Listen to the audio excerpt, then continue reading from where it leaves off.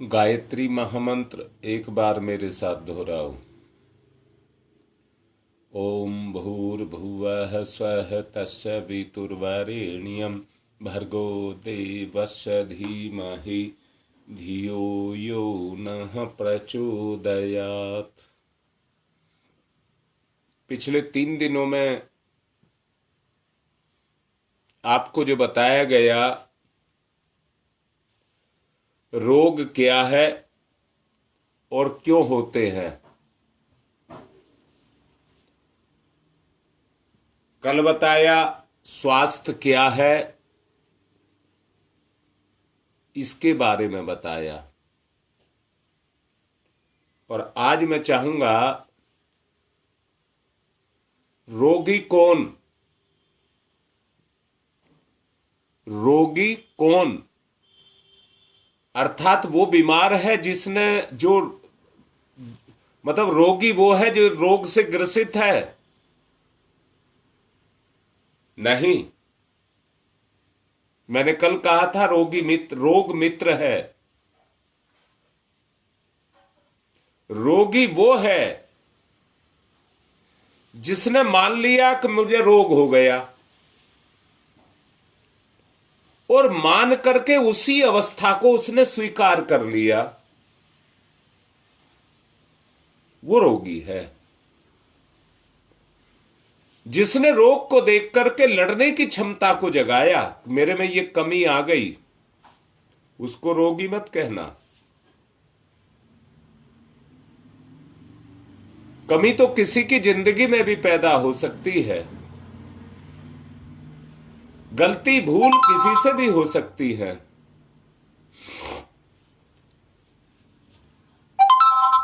प्रकृति भी भूल कर देती है,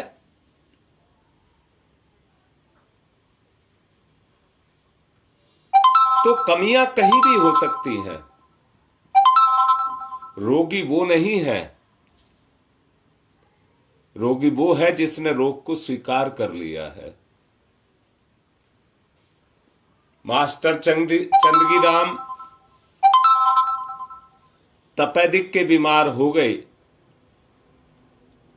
और डॉक्टरों ने कह दिया कि कुछ ही दिन बचेंगे, परंतु उन्होंने रोग को स्वीकार नहीं किया। और भारत के पूरे विश्व में कुश्ती का डंका बजाने वाले वो टीबी के मरीज जो मरने जा रहे थे, उन्होंने पूरे विश्व में कुश्ती का डंका बजा दिया। अर्थात वो व्यक्ति जिसमें रोग इतनी बुरी तरह से बढ़ गया हो कि जिसको सब ये कह रहे हो कि ये अपना दिन पूरा कर रहा है। अब रोगी कौन, बात ये आती है रोगी कौन? जिसका जीवन नियमित ना हो वो रोगी है।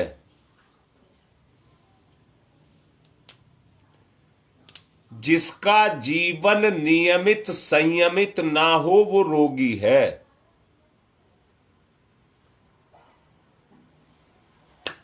और ये उसकी कमजोरी है कि उसने रोग को स्वीकार कर लिया।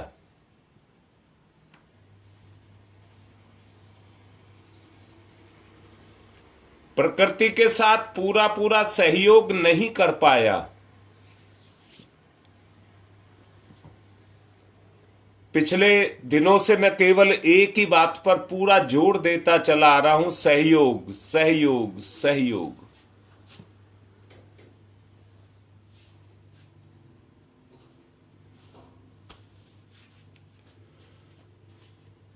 सोते समय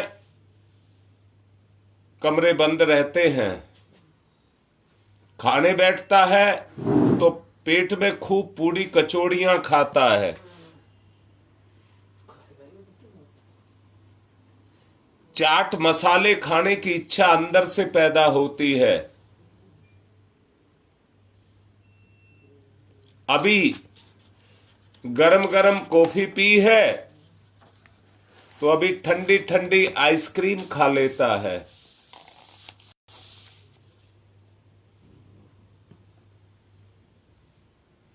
जरा सोच करके देखिए कितनी मिर्च मसाले की भरमार रहती है। जीभ का चटोरा होने के कारण सीड सीड सीड सीड करता रहता है और मिर्च को खाता रहता है। आप सोच करके देखो, जो मुंह में बर्दाश्त नहीं कर सकता, आंत तो उससे ज्यादा कोमल है। मजबूरी में उसे आंत पर, क्योंकि आंत तो लेके कहां जाएगी, इसलिए मजबूरी में आंत को उसको स्वीकार करना ही पड़ता है।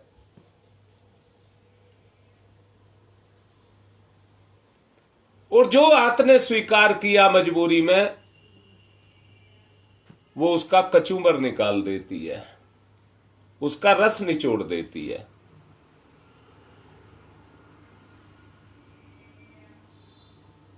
वो रोगी है।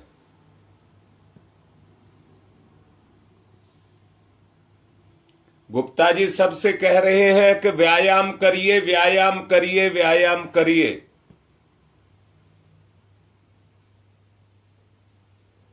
परंतु समझ नहीं आता। मैं तो ये कह रहा हूं, एक दिन सोच रहा था कि ये इतने आदमी जो व्यायाम करते हैं, ये क्यों करते हैं? और हम अपने सबको कह रहे हैं कि व्यायाम करो, वो क्यों नहीं करते हैं? तो एक ही बात समझ आती है, ये वो व्यक्ति है जिनका जीवनी शक्ति जवाब दे रही है। डॉक्टरों ने कह दिया है कि अगर व्यायाम नहीं किया, ध्यान धारणा प्राण प्रत्याहार नहीं किया, तो आपका जीवन खत्म हो जाएगा।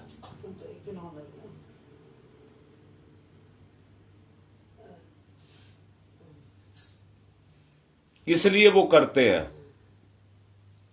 क्या आप भी उसी अवस्था पर जाना चाहते हैं? तो उन कारणों को बंद कर दीजिए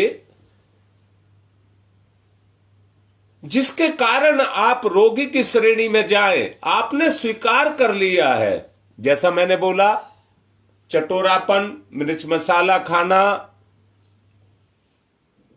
या ठंडे के ऊपर गरम, गरम के ऊपर ठंडा खाना, वो आपने स्वीकार कर लिया है।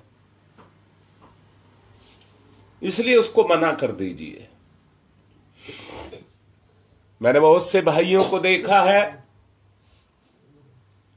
चूल्हे में से निकल करके आते के साथ ही रोटी को खाते हैं। अगर जरा भी ठंडी हो गई तो उन्हें पसंद नहीं आती।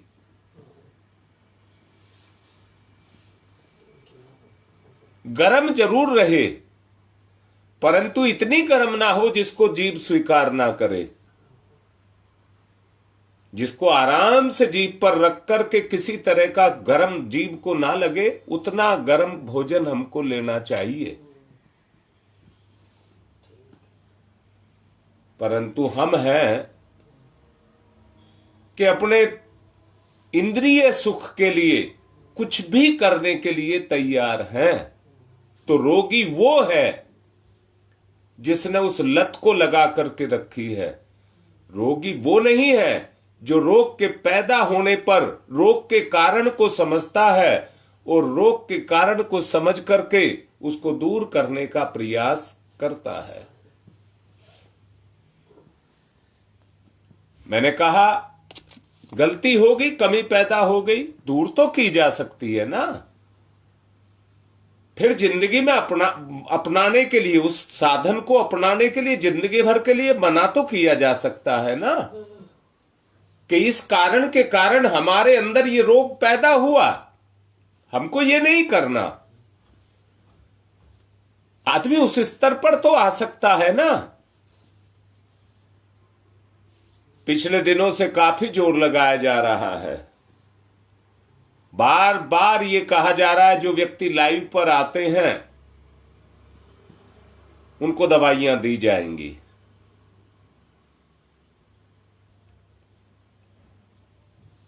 कल भी एक बिटिया मेरे से पूछ रही थी कि उसने मुझे समय बताया 11 बजे से 2 बजे तक का समय मेरे पास फ्री है, मैं समय दान करूंगी।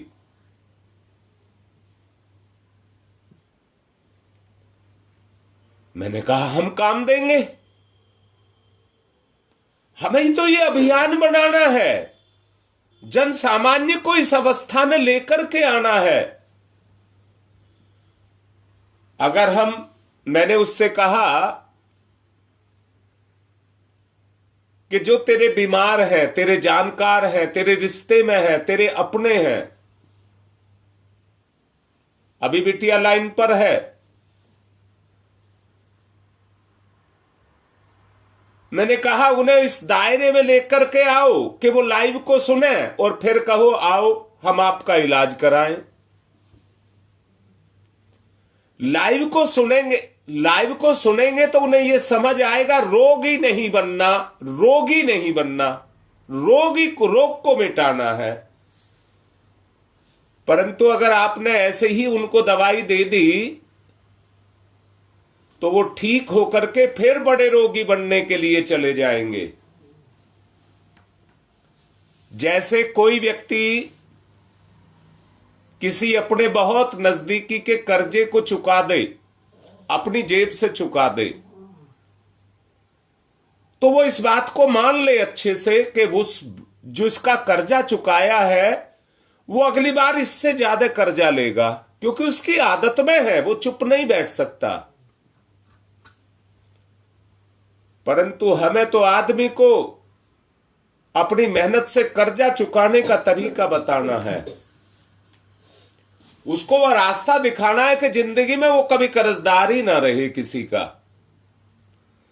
हमें तो उस रास्ते पर उसको लेकर के जाना है। मेरा कहने का मतलब यह है कि कोई बीमारी ना हो, हमें तो इस तरह का बना करके लेकर के चलना है।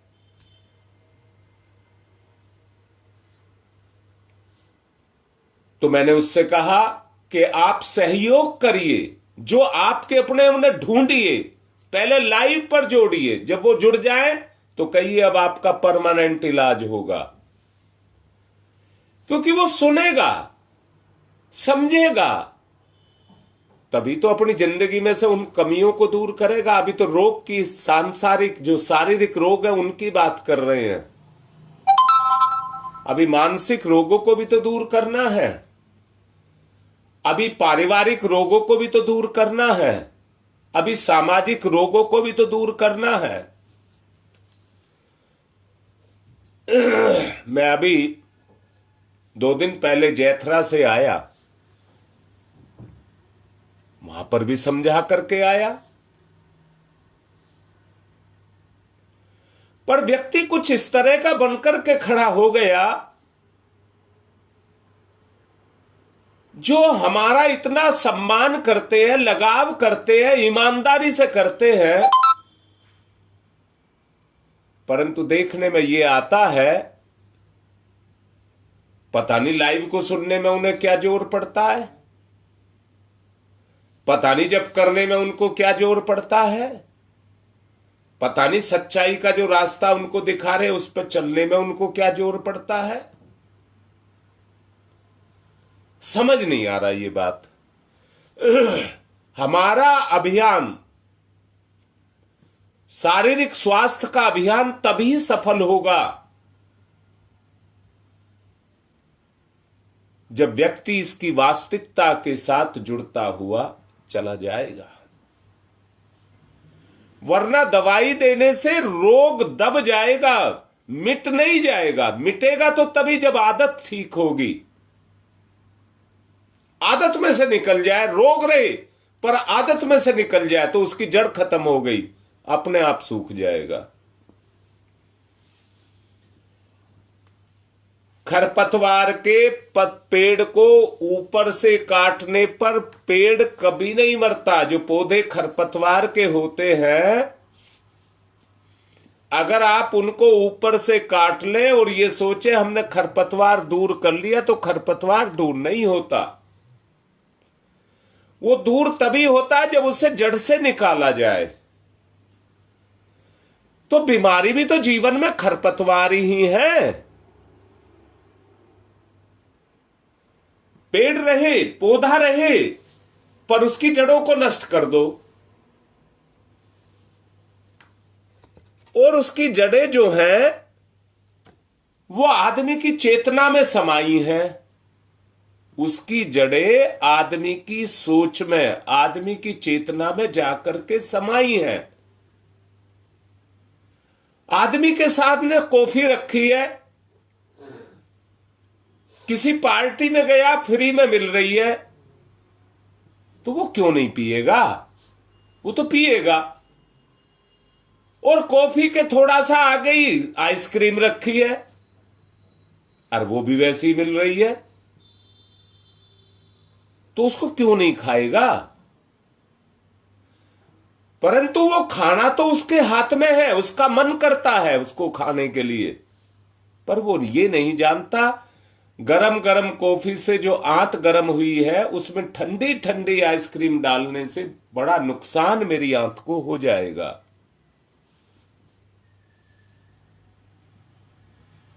आप जानते हैं शक्ति के हमारे अंदर सेल्स बनते रहते हैं और सेल्स मिटते रहते हैं, मरते रहते हैं। आप जानते हैं दमा क्या है? जब हमारे फेफड़े सांस लेते हैं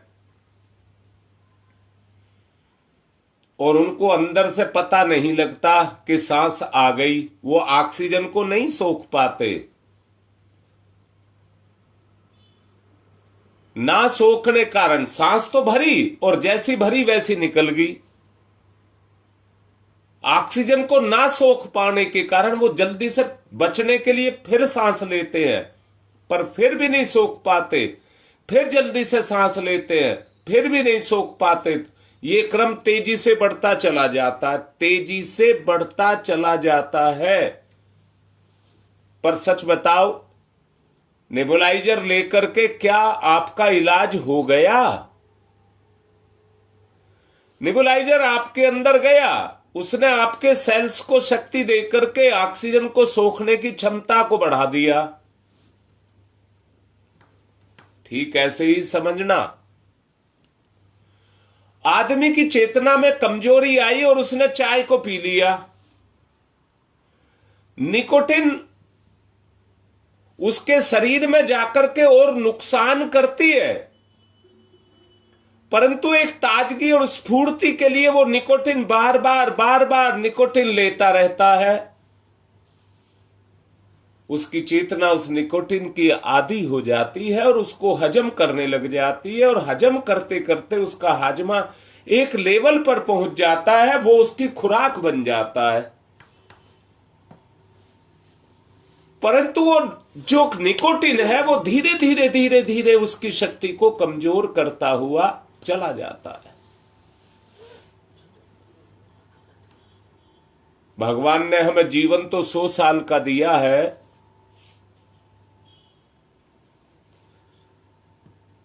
मुझे सच्चाई तो नहीं पता, परंतु जैसा देखते हैं आदमी 100 साल से भी दुगना जी जाता है। ऐसे आदमी भी हुए हैं कि जो 100 साल ही नहीं जिए, उससे दुगना जी गए। परंतु सच सोचो, अगर वो दुगना जी गए तो कैसे जी गए? उन्होंने अपनी जीवनी शक्ति को बना करके रखा, उसको बना करके रखा, बिगड़ने नहीं दिया। ना बिगड़ने देने के कारण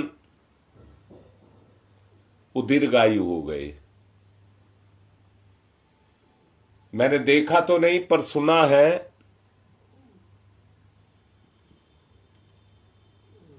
कि शरीर की वो क्रियाएं जो बचपन में शुरू होती हैं, ऐसी वो दोबारा शुरू हो जाती हैं। दांत दोबारा आने लग जाते हैं, बाल दोबारा काले होने लग जाते हैं।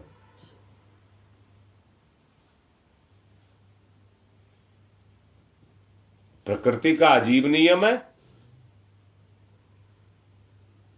उसने दांत दिए 100 साल के लिए दिए, और उससे ज्यादा आप हो गए तो उसने दोबारा देने शुरू कर दिए।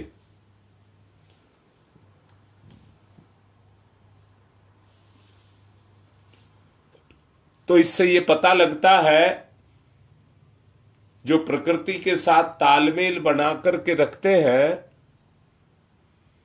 प्रकृति उनका साथ देती है। बहुत से आदमी ऐसे हैं जो व्यायाम नहीं करते, परंतु ये जरूर मानते हैं कि मुझे करना चाहिए। मैं तो ये कह रहा हूं, जो मानता ही नहीं है कि मुझे करना भी चाहिए, मुझे जरूरत भी है, वो भी व्यक्ति हैं जो ये कहते हैं मुझे जरूरत नहीं है। आज जरूरत नहीं है तो कल हो जाएगी। ये तो बदलाव है। इसलिए जो प्रकृति के संतुलन को बना करके चलते हैं, संतुलित रखते हैं अपने आप को, उनको कोई दिक्कत नहीं होती।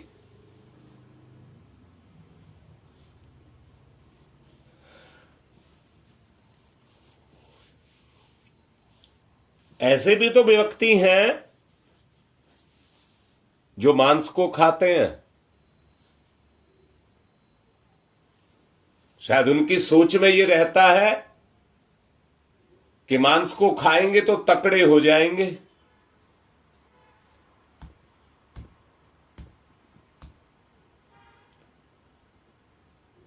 वो मांस के रूप में फैट को तो डाल लेते हैं। जो भोजन हम करते हैं वो भोजन एक लंबी प्रक्रिया के द्वारा मांस बनता है।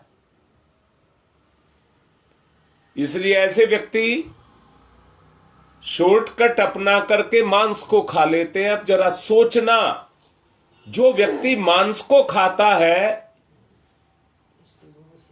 उसमें तरस, रहम, करुणा ये गुण रहेंगे क्या? सोचो अंदर से। वो अपने शरीर में चर्बी को बढ़ाने के लिए सीधा मांस को खा लेता है, परंतु क्या उसके अंदर वो गुण रहेगा जो आत्मिक गुण है, जो ईश्वर का दिया हुआ गुण है, जिसमें आत्म सर्वभूतेषु की भावना जगे? अरे गुण को तो वो दुष्कर्म खा गया। जो गुण पैदा होना था उसको दुष्कर्म खा गया, वो पैदा नहीं होगा, होने ही नहीं देगा। जैसे आज फसलों में खरपतवार को नष्ट करने के लिए व्यक्ति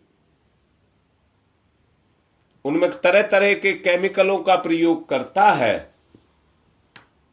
और खरपतवार को मार लेता है केमिकल के प्रयोग से। परंतु वो केमिकल क्या फसल की रक्षा करता है? ये तो सोच करके वैज्ञानिकों ने खोज करके हमारे लिए वो बना दिए, पैरासाइट्स बना दिए, खरपतवार नाशक बना दिए। मैंने देखा है गांव में ऐसे ऐसे कीटनाशक हैं कि आप छिड़क दीजिए, कितनी घास हो रही हो वो जल करके नष्ट हो जाएगी और फिर दोबारा नहीं उगेगी। परंतु क्या वो खरपतवार उस घास को नष्ट करते हैं या पृथ्वी की उपजाऊ शक्ति को भी नष्ट करते हैं? घास अगर सूख रही है तो अंदर से जो पैदावार की शक्ति है वो भी तो नष्ट हो रही है।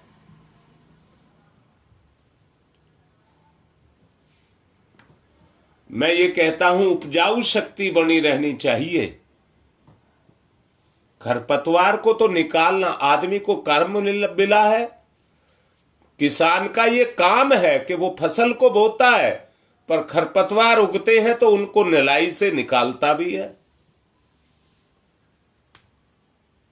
आदमी ने अपने काम को छोटा करने के लिए तरह तरह के साधन बना करके खड़े कर लिए, और साधनों का दुरुपयोग करके आदमी ने अपने लिए कुआं खोद लिया, जिसमें खुद ही गिर रहा है और मर रहा है।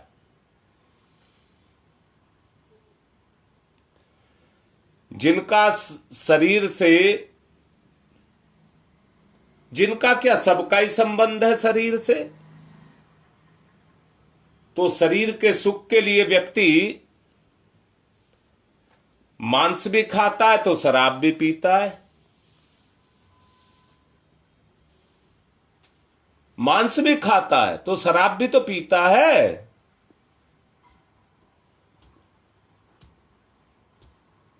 वो तो उसके गांधी जी ने कहा है, शराब के बारे में गांधी जी ने कहा है कि शराब व्यक्ति के तन को ही नहीं खाती है, उसके चरित्र को भी खाती है।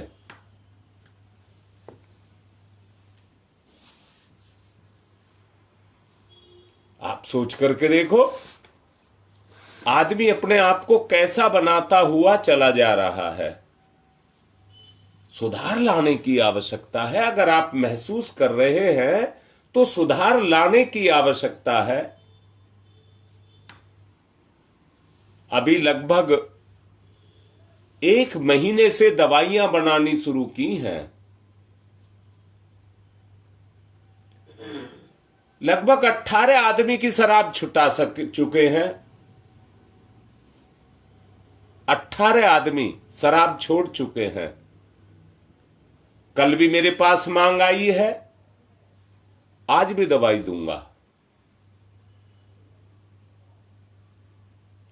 ये अभियान तेजी से चलना चाहिए। पिछले सप्ताह गंगा विहार में मीटिंग रखी थी।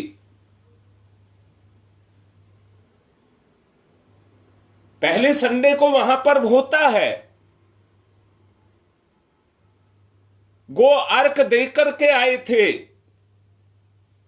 काफी मात्रा में देकर के आए हैं, पर उद्देश्य ये है हमारे परिवार के हर परिजन की आंतरिक शक्ति इतनी मजबूत हो कि चाहे कोई भी रोग क्यों ना आ जाए, उससे लड़ने की क्षमता उसके अंदर हो।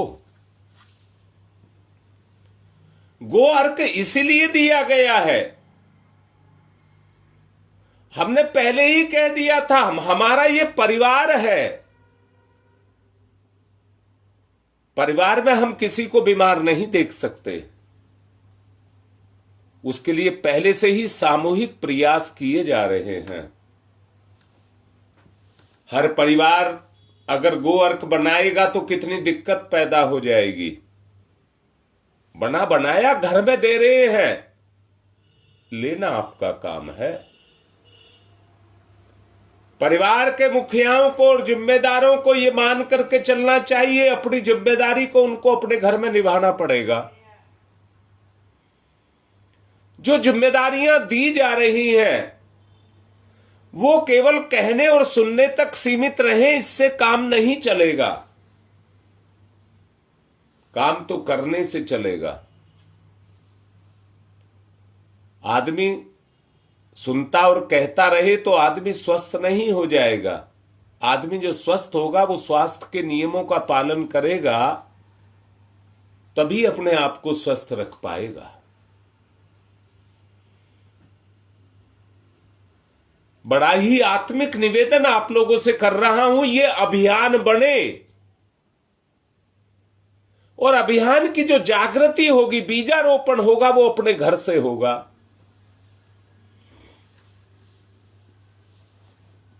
मुझे नहीं पता कि गंगा विहार के परिजन कितना गो अर्क लिया है। कहीं ऐसा ना हो वो ही रखा रह जाए और आगे को हम बनाना बंद कर दें। तो जो प्रयास शुरू किया गया है वो विफल हो जाएगा। इसलिए आगे दिया गया है वहां पर जरूरत पैदा हो, मांग पैदा हो कि नहीं कम पड़ रहा है, तो और उस मांग की पूर्ति करने के लिए साधन जाए, और जैसे जैसे ये खपत बढ़ने लग जाएगी वैसे ही वैसे जन स्वास्थ्य अपने रास्ते पर आने लग जाएगा। आज की जो बिगड़ी हुई अवस्था है उसमें प्राकृतिक रूप से परिवर्तन आने लग जाएगा। परिवर्तन प्राकृतिक चाहिए, बनावटी नहीं चाहिए, प्राकृतिक चाहिए, स्वाभाविक चाहिए।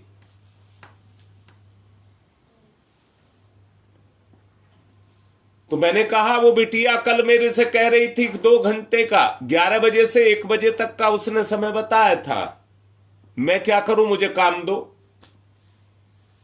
तो उसको काम दिया गया, जो तेरे अपने हैं उनको लाइव पर जोड़ो। अगर हम मानसिक इलाज करना चाहते हैं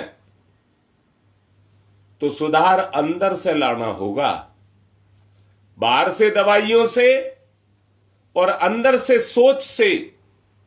जब दोनों तरफ से काम शुरू हो जाएगा तो स्वस्थ शरीर और स्वच्छ मन अपने आप हो जाएगा। सोचो, अगर स्वस्थ शरीर स्वच्छ मन हो गया तो कितना बड़ा काम हमने कर दिया। आज लोग त्राही त्राही कर रहे हैं, मन मस्तिष्क पर इतने बोझों को लेकर के फिर रहे हैं, उनमें परिवर्तन आना शुरू हो जाएगा।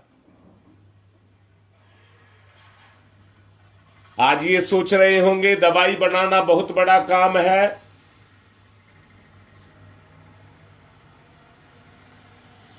परंतु उससे बड़ा काम है जन जागृति का। उससे बड़ा काम है जन जागृति का। हमें एक जागृति, अवेयरनेस पैदा करना है, अवेयरनेस पैदा करना है बुराइयों के प्रति, कमियों के प्रति, रोग के प्रति एक अवेयरनेस लेकर के समाज में आना है। आदमी को व्यायाम भी करना पड़ेगा,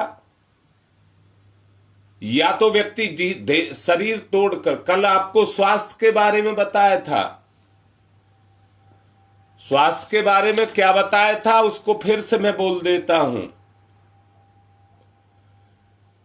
काम में किसी प्रकार की तकलीफ ना हो, श्रम में जो ना उकताए, श्रम में जिसका मन लगे और कर्म के प्रति उत्साह बना रहे, ये ऐसे गुण एक स्वाभाविक गुण है जो स्वास्थ्य की निशानी है। परंतु जिसके ऊपर आलस्य चढ़ा रहे और कर्म बोझ दिखाई दे, कर्म के प्रति व्यक्ति का उत्साह ही ना हो, तो वो व्यक्ति बीमार है, वो व्यक्ति बीमार है।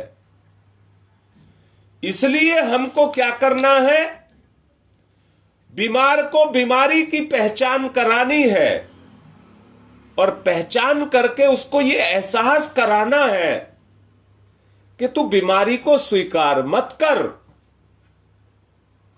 तू बीमारी को स्वीकार मत कर, इसलिए इस बीमारी से लड़, इसलिए इस बीमारी से लड़। अगर व्यक्ति की लड़ने की क्षमता शुरू हो गई तो हमारा अभियान सफल हो गया। हमारा जो अभियान है वो सफल हो गया। इसलिए अभियान की सफलता के लिए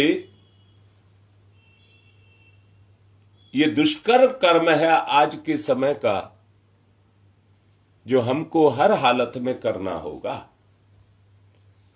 जो हमको हर हालत में करना होगा, और कोई तरीका नहीं है।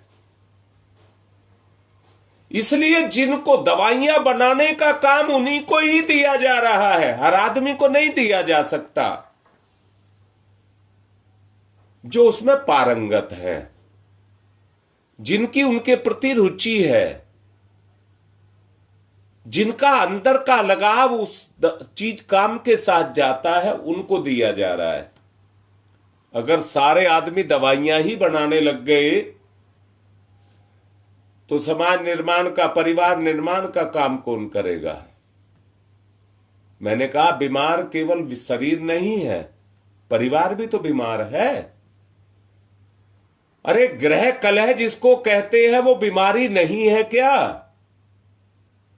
आज परिवारों में कोई परिवार, चाहे आप कुछ कह लीजिए, कोई परिवार ऐसा नहीं है जिसमें ग्रह कलह ना हो। हमें तो स्वर्ग पैदा करना है जहां उसका स्थान ही ना हो। हमें तो वो स्वर्ग पैदा करना है।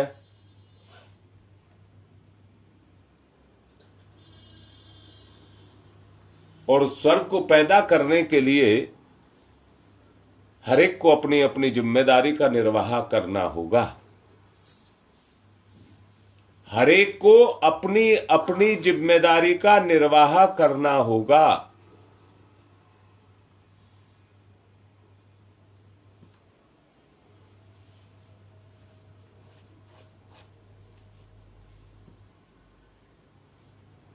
गुप्ता जी नोट करिए, बेटा नरेश कौशिक लिख रहा है मोटापा कैसे कम किया जाए। और नरेश आप गुप्ता जी से बात करिए इस बारे में।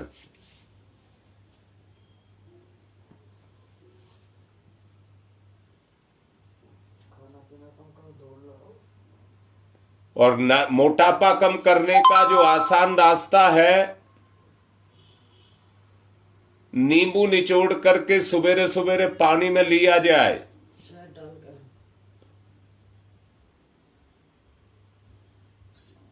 गुप्ता जी लिख रहे हैं पूरी कर्म किए जाएं, जितने कर्म करने हैं ज्यादा से ज्यादा कर्म के प्रति लगाव पैदा किया जाए। तली भुनी चीजें कम खाई जाएं, एक्सरसाइज बढ़ाई जाए तो अपने आप लेवल में आ जाएगा। इसलिए ऐसे काम किए जाए।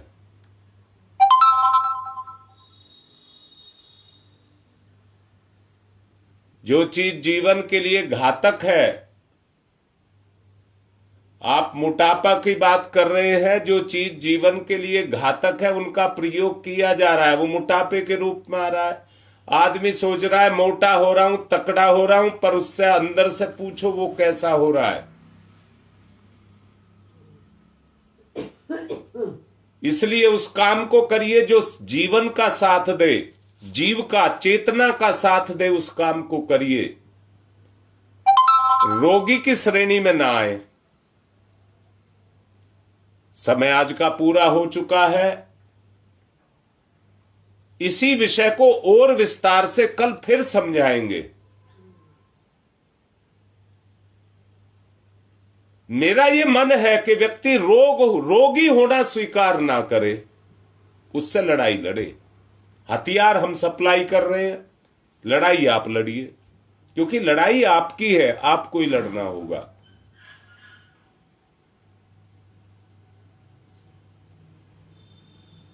देखिए गुप्ता जी भी लिख रहे हैं उसके लिए, और कल इसको फिर समझाएंगे। आज की बात को यहीं संपन्न कर रहे हैं। ओम शांति ही शांति ही शांति।